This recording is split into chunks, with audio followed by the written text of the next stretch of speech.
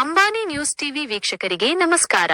ಚಿಕ್ಕಬಳ್ಳಾಪುರ ಜಿಲ್ಲೆಯ ಶಿಡ್ಲಘಟ್ಟ ತಾಲೂಕಿನ ಯಣಂಗೂರು ಗ್ರಾಮಕ್ಕೆ ಬರ ಅಧ್ಯಯನ ಪ್ರವಾಸ ಕೈಗೊಂಡ ರಾಜ್ಯ ಬಿಜೆಪಿ ಅಧ್ಯಕ್ಷ ಬಿ.ವೈ. ವಿಜಯೇಂದ್ರ ಕಾಂಗ್ರೆಸ್ ಸರ್ಕಾರದ ವಿರುದ್ಧ ತೀವ್ರ ವಾಗ್ದಾಳಿ ನಡೆಸಿದ್ದಾರೆ. ಫಲವತ್ತಾದ ಕೃಷಿ ಭೂಮಿಯನ್ನು ಬಲವಂತವಾಗಿ ಕಿತ್ತುಕೊಳ್ಳುತ್ತಿರುವ ಕಾಂಗ್ರೆಸ್ ಪಕ್ಷ ರಾಜ್ಯದಲ್ಲಿ ರಿಯಲ್ ಎಸ್ಟೇಟ್ ದಂಧೆಯಲ್ಲಿ ತೊಡಗಿದೆ ಎಂದು ಅವರು ಆಕ್ರೋಶ ವ್ಯಕ್ತಪಡಿಸಿದ್ದಾರೆ. ಯಣಂಗೂರು ಸೇರಿದಂತೆ 13 ಗ್ರಾಮಗಳ ರೈತರು ಯಾವುದೇ ಕಾರಣಕ್ಕೂ ಕೈಗಾರಿಕೆಗಳಿಗೆ ಭೂಮಿ ನೀಡುವುದಿಲ್ಲ ಎಂದರು. ಸರ್ಕಾರ ಬಲವಂತವಾಗಿ ಒಕ್ಕಲೆಬ್ಬಿಸುವ ಕೆಲಸ ಮಾಡುತ್ತಿದೆ ಎಂದು ನೇರವಾಗಿ ಆರೋಪಿಸಿದರು.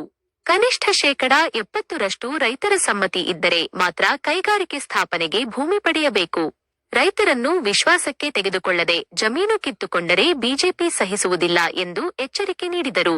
ಈ ತಿಂಗಳ 13ರಿಂದ ಪ್ರಾರಂಭವಾಗುವ ವಿಧಾನಸಭೆಯ ವಿಶೇಷ ಅಧಿವೇಶನದಲ್ಲಿ ಈ ವಿಷಯವನ್ನು ಪ್ರಸ್ತಾಪಿಸಲಾಗುವುದು ಹಾಗೂ ರೈತರ ಜಮೀನು ರಕ್ಷಿಸಲು ಸದನದ ಒಳಗೆ ಮತ್ತು ಹೊರಗೆ ಬಿಜೆಪಿ ನಿರಂತರ ಹೋರಾಟ ಮಾಡಲಿದೆ ಎಂದು ಭರವಸೆ ನೀಡಿದರು. ಈ ಸಂದರ್ಭದಲ್ಲಿ ಜಿಲ್ಲಾ ಬಿಜೆಪಿ ಅಧ್ಯಕ್ಷ ಸೀಕಲ್ ರಾಮಚಂದ್ರಗೌಡ, ಮಾಜಿ ವಿಧಾನ ಪರಿಷತ್ ಸದಸ್ಯ ಡಾ. ವೈ.ಎ. ನಾರಾಯಣಸ್ವಾಮಿ, ಶಿಡ್ಲಘಟ್ಟ ಮಾಜಿ ಶಾಸಕ ಎಂ. ರಾಜಣ್ಣ, ರೈತ ಸಂಘ ಹಾಗೂ ಹಸಿರು ಸೇನೆಯ ಕಾರ್ಯಾಧ್ಯಕ್ಷ ಭಕ್ತರಹಳ್ಳಿ ಬೈರೇಗೌಡ ಸೇರಿದಂತೆ ಹಲವು ಬಿಜೆಪಿ ಹಾಗೂ ರೈತ ಮುಖಂಡರು ಉಪಸ್ಥಿತರಿದ್ದರು. ಸಬ್ಸ್ಕ್ರೈಬ್ ಮಾಡಿ, ಸಪೋರ್ಟ್ ಮಾಡಿ. ಅಂಬಾನಿ ನ್ಯೂಸ್ ಟಿವಿ ನಿರಂತರ ಸುದ್ದಿಗಾಗಿ ನೋಡ್ತಾ ಇರಿ.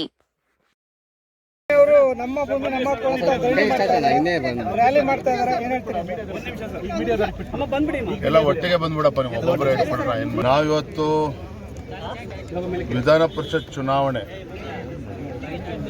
ದಕ್ಷಿಣ ಪದವೀಧರ ಕ್ಷೇತ್ರದ ಆಗ್ನೇಯ ಪದವೀಧರ ಕ್ಷೇತ್ರದ ಚುನಾವಣೆ ಸಂಬಂಧ ಕೋಲಾರ ಮತ್ತು ಚಿಕ್ಕಬಳ್ಳಾಪುರ ಪ್ರವಾಸ ಮಾಡತಕ್ಕಂಥ ಸಂದರ್ಭದಲ್ಲಿ ಬರದ ಪ್ರವಾಸವೂ ಕೂಡ ಇತ್ತು. ಆದರೆ ನಿನ್ನೆ ಮನೆಯಿಂದೆಲ್ಲ ಮಳೆಗಳು ಬಂದಿದೆ, ಇನ್ನೊಂದು ಸಲ ಬರಬೇಕು ಅಂತೇಳಿ ಅಪೇಕ್ಷೆ ವ್ಯಕ್ತಪಡಿಸಿದ್ದಾರೆ.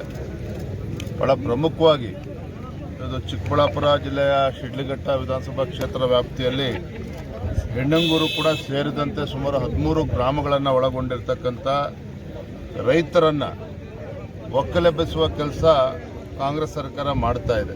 ತಾವೇ ನೋಡ್ತಾ ಇದ್ದೀರಿ, ಕಳೆದ ನೂರಾರು ದಿನಗಳಿಂದ ಈ ಭಾಗದ ರೈತರು, ಯಣಂಗೂರು ಸೇರಿದಂತೆ ಸುತ್ತಮುತ್ತಲ ಗ್ರಾಮದ ರೈತರು,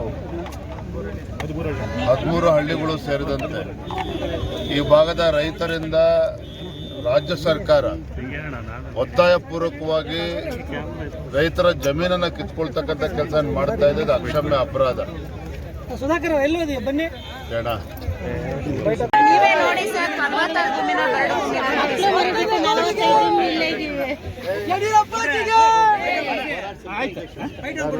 ಮಾತಾಡಿದ್ರು ಇಲ್ಲಿ ನಮ್ಮನ್ನೆಲ್ಲ ಏನು ಇಲ್ಲಿ ಕಾರ್ಮಿಕರಿಗೆ ಮತ್ತೆ ಆಮೇಲಿಂದ ಕೈಗಾರಿಕೆ ಬರೋದಕ್ಕೆ ನಾವು ವಿರೋಧ ಮಾಡ್ತೀವಿ ಅಂತ ನಮ್ಮೇಲೆ ಮಾತಾಡ್ತೀವಿ. 13 ತಾರೀಕಿಂದ ಅಧಿವೇಶನ ಪ್ರಾರಂಭ ಆಗುತ್ತೆ. ಖಂಡಿತ ನಾವು ಗಟ್ಟಿಯಾಗಿ ನಾವು ಅಶೋಕ್ ಅವರು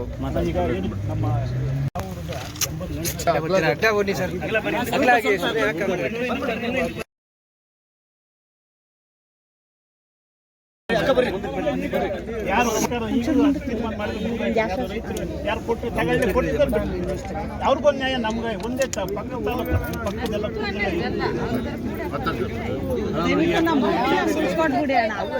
ನಮ್ಮ ಭೂಮಿ ಏನ್ ಮಾಡೋದು ನಾವು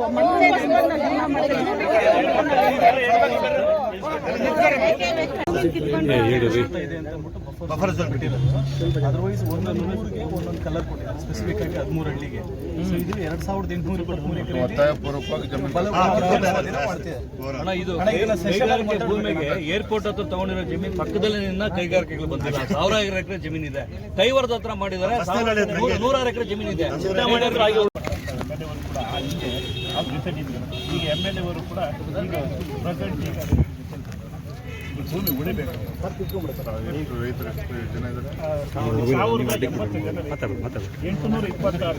ಕೊಡೋದಿಲ್ಲ ಅಂತ ಹೇಳಿ DC ಆಫೀಸ್ ಹತ್ರ ಸುಮಾರು 153 ಎಕರೆ ಇವತ್ತು ಒತ್ತಾಯಪೂರ್ವಕವಾಗಿ ಮಾಡ್ಕೋಬೇಕು ಅಂತ ಹೇಳಿದ್ರೆ ಕನಿಷ್ಠ 70% ರೈತರು ಜಮೀನು ಕೊಡೋದಕ್ಕೆ ಅವ್ರು ಮುಂದೆ ಬರಬೇಕಾಗ್ತದೆ. ಆದರೆ ಇಲ್ಲಿ ಯಾವುದೇ ರೈತರು ಮುಂದೆ ಬರದೆ ಹೋದರೂ ಸಹ ಬಲವಂತವಾಗಿ ಒತ್ತಾಯಪೂರ್ವಕವಾಗಿ ಬಡವರ ರೈತರ ಜಮೀನನ್ನು ಕಸಿಕೊಳ್ಳಕ್ಕೆ ಹೊರಟಿದ್ದಾರೆ ಕಾಂಗ್ರೆಸ್ ಸರ್ಕಾರ. ಖಂಡಿತ ಇವ್ರಿಗೆ ದೇವರು ಒಳ್ಳೇದು ಮಾಡೋದಕ್ಕೆ ಸಾಧ್ಯ ಇಲ್ಲ. ನಾನು ಕೂಡ ಇವತ್ತು ಸದನ ಏನು ಪ್ರಾರಂಭ ಆಗ್ತದೆ 13ನೇ ತಾರೀಕು ಸದನದಲ್ಲೂ ಕೂಡ ಇದನ್ನ ಕೇವಲ ಪ್ರಸ್ತಾಪ ಮಾಡೋದಷ್ಟೇ ಅಲ್ಲ, ರೈತರ ಪರವಾಗಿ ಭಾರತೀಯ ಜನತಾ ಪಾರ್ಟಿ ನಾವು ಜೊತೆಲಿರ್ತೇವೆ, ಹೋರಾಟದಲ್ಲೂ ನಾವು ಇರ್ತೇವೆ, ಜೊತೆಲಿ ಬೆಂಬಲವನ್ನು ಕೂಡ ನಾವು ಕೊಡ್ತೇವೆ, ಸದನದಲ್ಲೂ ಕೂಡ ಇದ್ರ ಬಗ್ಗೆ ನಾವು ಪ್ರಸ್ತಾಪ ಮಾಡ್ತೇವೆ. ತಾಯಂದಿರೆಲ್ಲರೂ ಕೂಡ ಕಣ್ಣೀರು ಹಾಕ್ತಾ ಇದ್ದಾರೆ. ರಾಜ್ಯ ಸರ್ಕಾರ ಇವತ್ತು ಬಲವಂತವಾಗಿ ಏನು ರೈತರ ಜಮೀನನ್ನು ಕಸ್ಕೊಳ್ಳೋಕೆ ಹೊರಟಿದ್ದಾರೆ ಮತ್ತು ಭಾಳ ಫಲವತ್ತಾಗಿರ್ತಕ್ಕಂಥ ಜಮೀನು.